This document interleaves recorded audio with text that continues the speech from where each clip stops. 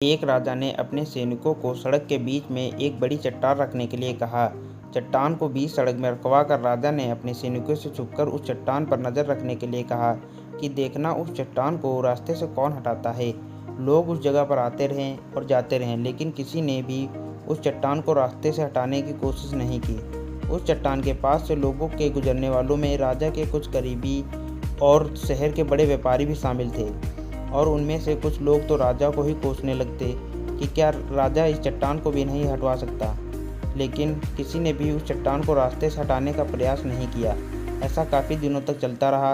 एक दिन एक किसान अपनी सब्जियों के साथ उधर से गुजर रहा था। उसने चट्टान को रास्ते में पड़े देखा और सोचा कि सबको इस चट्टान से कितनी तकलीफ़ हो रही है। उसने अपनी मजबूत लाठी से उस चट्टान को एक तरफ धकेलने की कोशिश शुरू कर दी।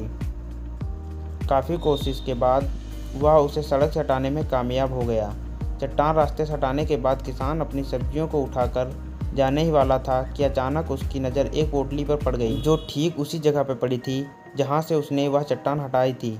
उसने उस पोटली को खोलकर देखा तो उसमें सोने के कई सिक्के थे, और उन सिक्कों के साथ राजा का एक संदेश भी था, जिसमें लिखा था कि ये सोने के सिक्के उनके लिए हैं जो इस चट्टान को रास्ते से हटाएगा। दोस्तों, बिल्कुल ठीक इसी तरह हम सबके लाइफ में भी कई परेशानियां आती हैं। कुछ लोग उन परेशानियों से बचकर निकल जाते हैं और कुछ रास्ता बदल देते हैं, और चंद लोग ठान लेते हैं उन परेशानियों का हल निकाल लेने की, और ऐसे ही लोग मुश्किलों में संभावनाएं और संभावनाओं में छिपे अवसर खोज लेते हैं। मजबूत इरादे और नेक दिल के साथ किए गए कोशिशों के परिणाम हमेशा ही अच्छे आते हैं। इसलिए जीवन की परेशानियों से घबराओ मत, बल्कि उन परेशानियों को हल करने की कोशिश करते हुए जीवन सफर में आगे बढ़ते रहो।